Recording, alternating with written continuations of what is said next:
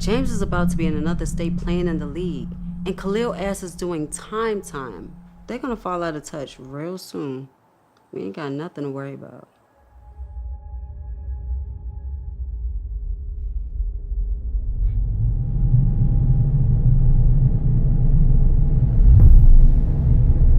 You know what, bitch? You fuck with the wrong one. I'm gonna kill you in front of your little boyfriend, and then I'm gonna kill him.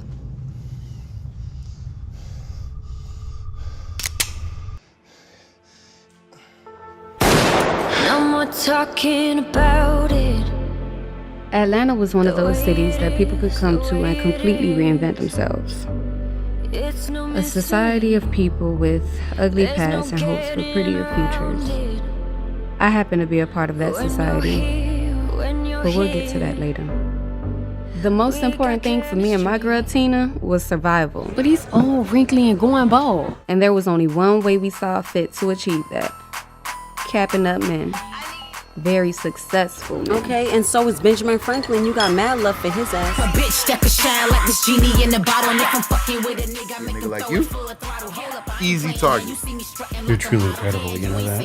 For the year to have started off so right, I should have known shit was bound to go left. Tariq, I got HIV.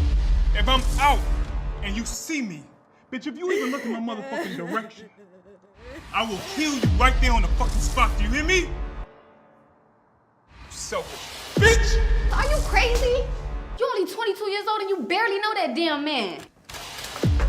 Boy, you cannot roll up on me like that. What the fuck are you doing? And besides, ain't you the one that says fairy tales like this don't exist for girls like us? Remember me.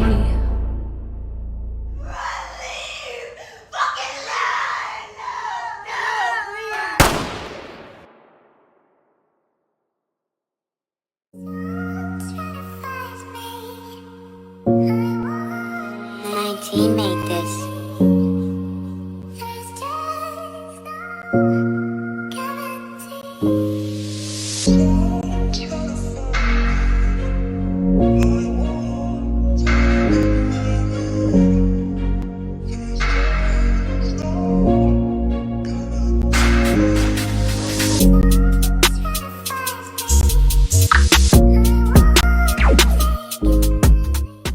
Welcome to another special episode of Big Ego Media. We're doing it at Chelsea Funhouse today, and we've got special guests who have come all the way from across the pond from the States. We have Miasha, Raina, and Adeja.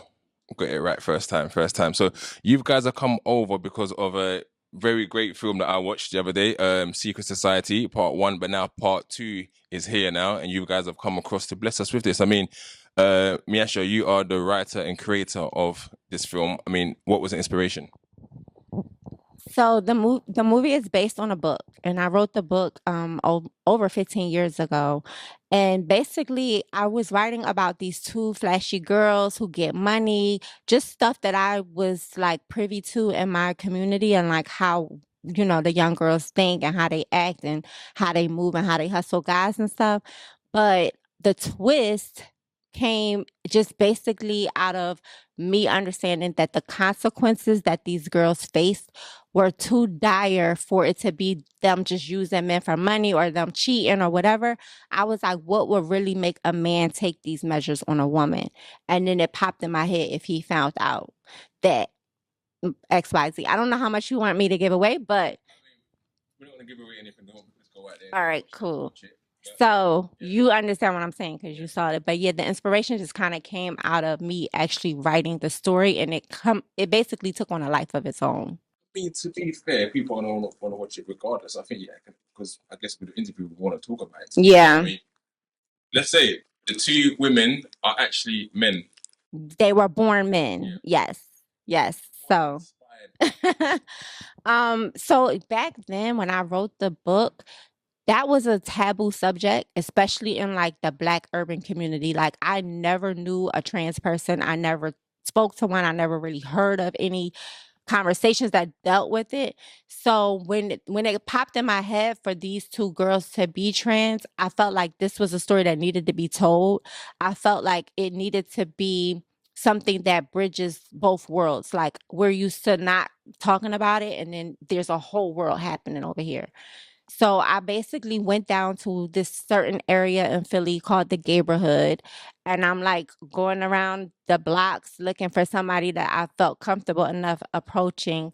And this young woman, she was standing out there, and I told her I was writing a book, and she basically gave me all the tea on how she lives her life. And that's, the things that make it authentic, to make people that actually live that lifestyle understand, like, okay, yeah, she got it. She hit it on the nail. You know what I mean? So it was really just a divine intervention in terms of me writing that story. But then once I decided to do that, I went and did my research and made sure that it was like on point.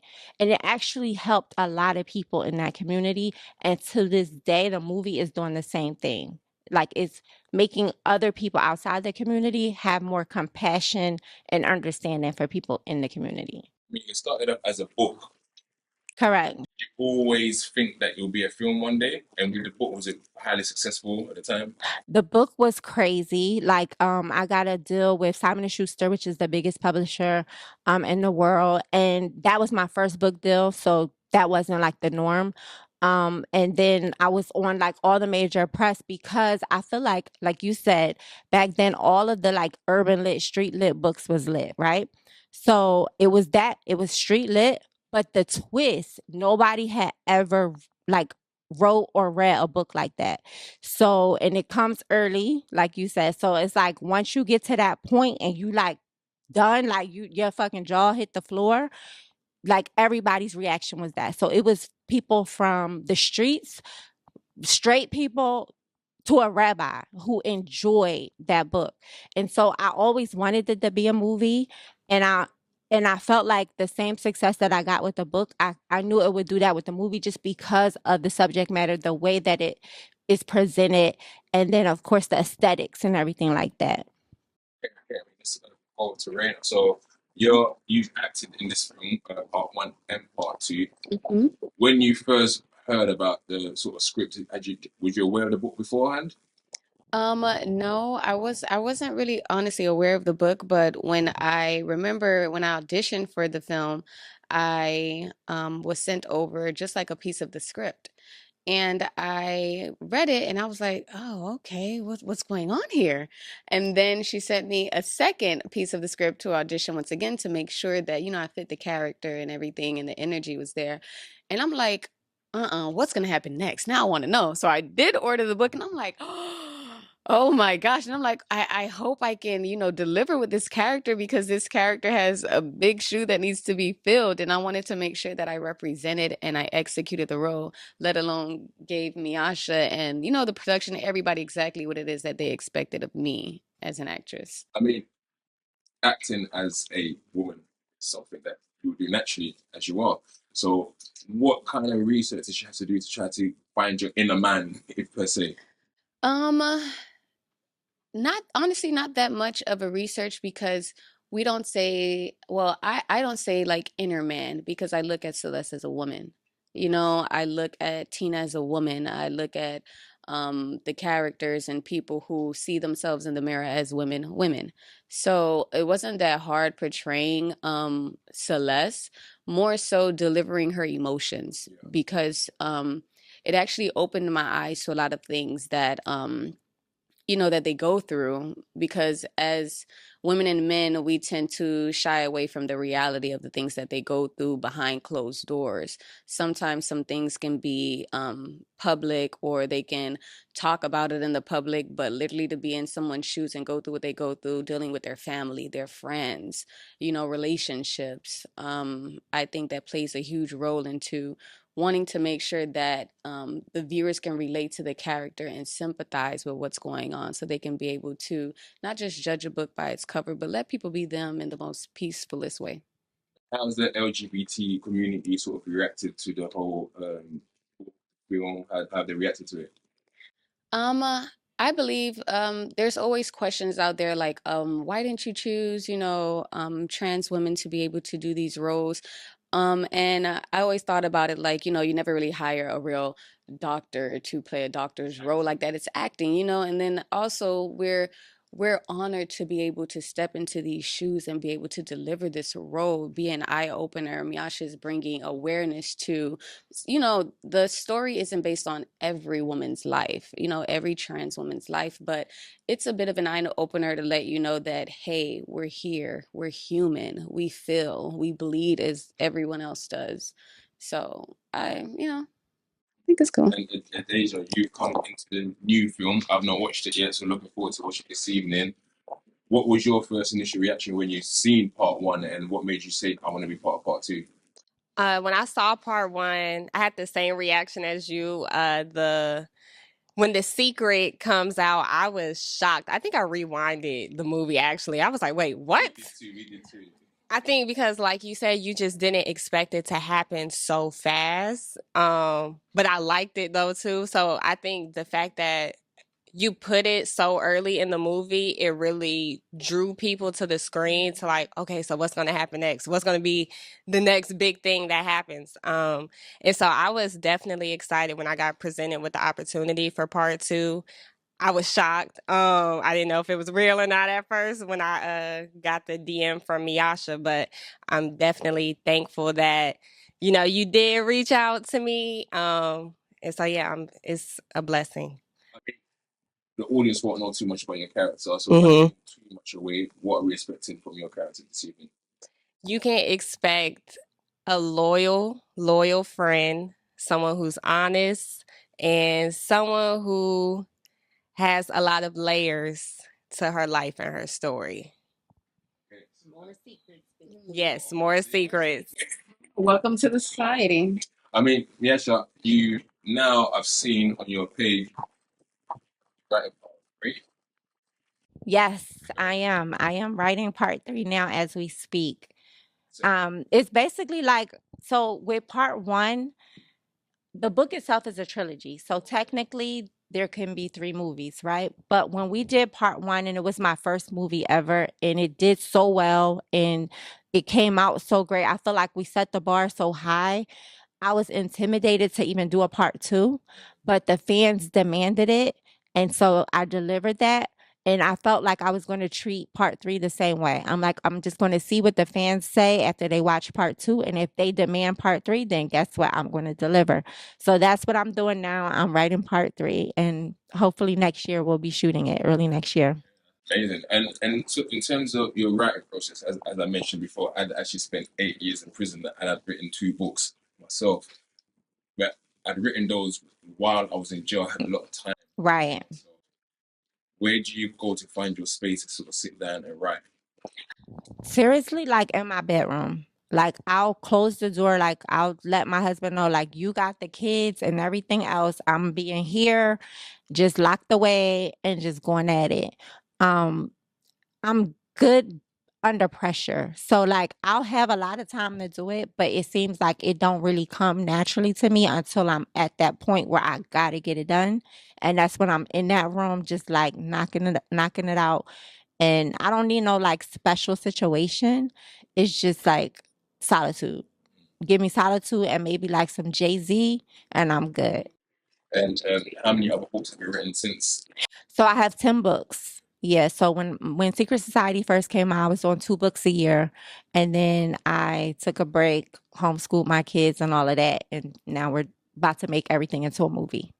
Amazing. And how long have you been acting?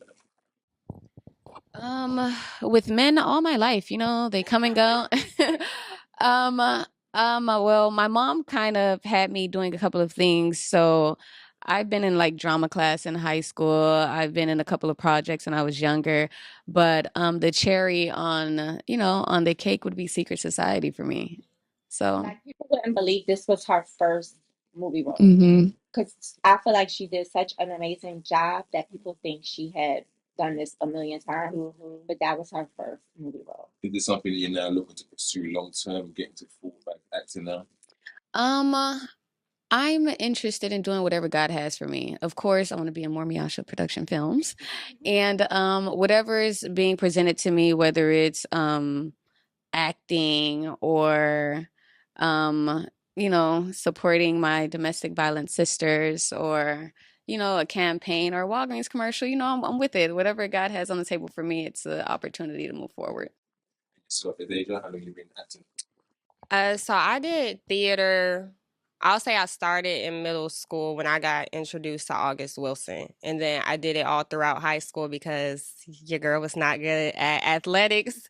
So I was in the theater department. But after high school, I stopped just because I never really thought I could pursue a career in acting or theater. It was just kind of like something I'm gonna just put it to the back burner. So this was my first film that I've ever done. So I'm so grateful to Miasha for this opportunity because it's allowing me to do something that I do love to do. Is this something you're looking to go to all the casting for different films? Yes, I think this was definitely kind of like a candle lighting for me and kind of God telling me, if you want to really pursue this, you can. It is possible because when I was younger, I just thought it was an intangible thing for me. I mean, as actors, you see in the UK, a lot of us, well, not me per se, but a lot of us go out to the US and we use our kind of American accents. Can I hear you guys' British accents? Oh, yeah.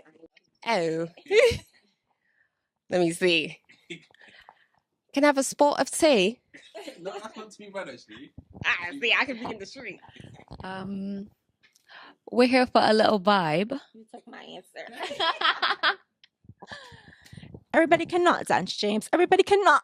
I feel like, I don't know, British people or people from the UK, they do American accents so well. It's hard Like for you Americans would to do a never British know. I didn't even know Idris Elba was from the UK when I watched The Wire for the first time. Damn, Yes. yeah. Only in That's interviews you hear his crazy. real accent. Exactly. Then when you hear them talk, you're like, what? Right.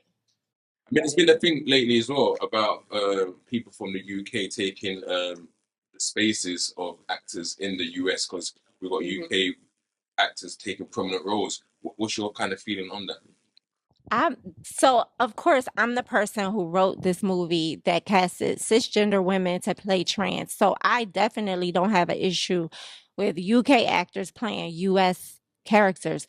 It's all about whoever delivers that best the performance. Like the whole thing is for people to see something that they feel is real. They're watching something that they know is not real, but they feel it to be real. So if they can bring that, then that's all that matters. And that's what, like, you see, they new actresses. Like, I didn't go the traditional casting route where I hired a casting director who went to the people who had done a bunch of movies before, because a lot of the auditions are coming in as acting. Like, they're not those girls for real. Like, they don't give that vibe, you know? So when I was like searching, I was really looking for a look first because based on a book, it's like you already know what these characters look like from the description in the book.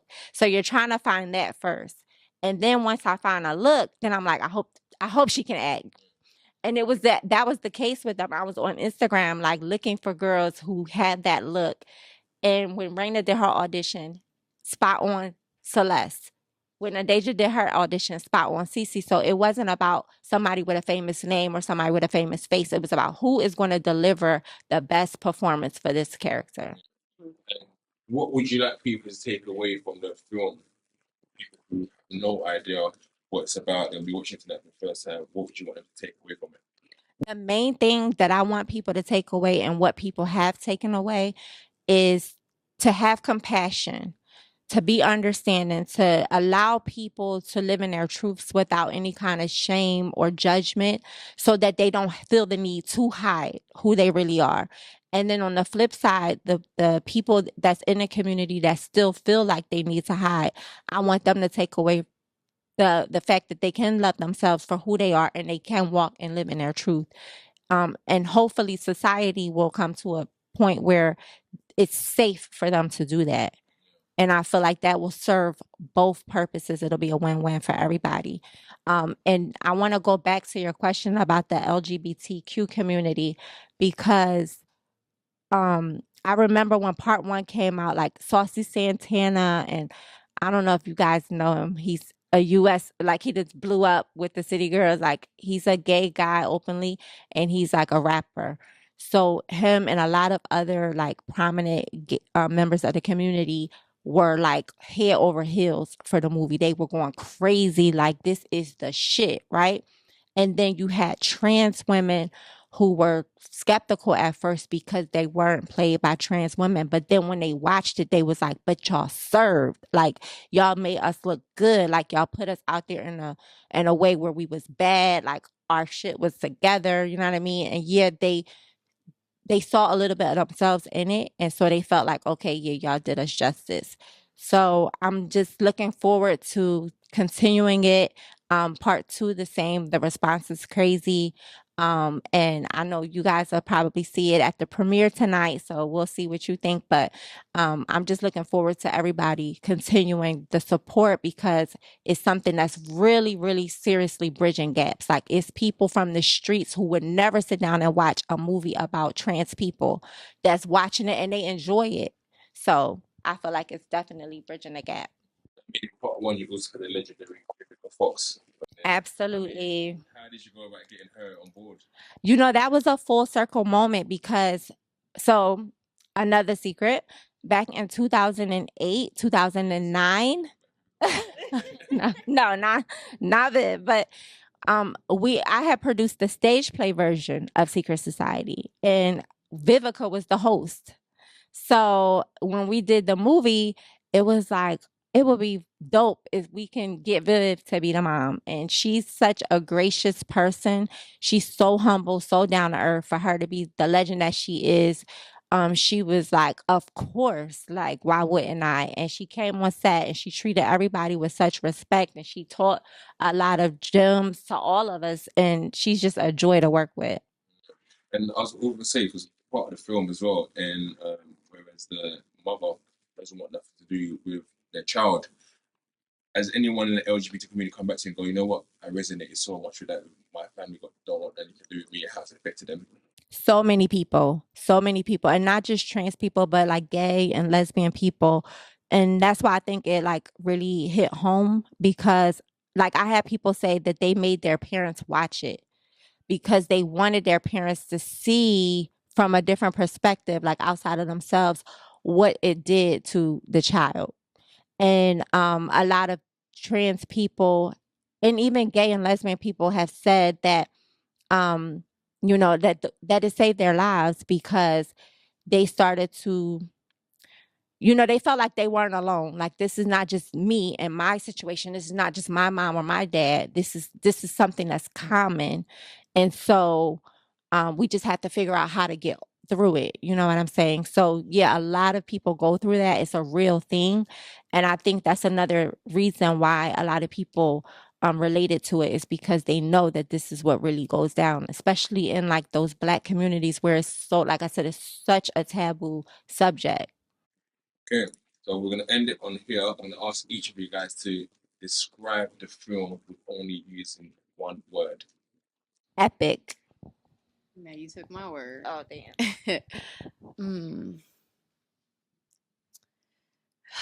Epic, legendary, historical, groundbreaking, eye-opening. Oh, I was thinking. I'm still thinking. You know, I'm just saying that's Secret Society. Iconic.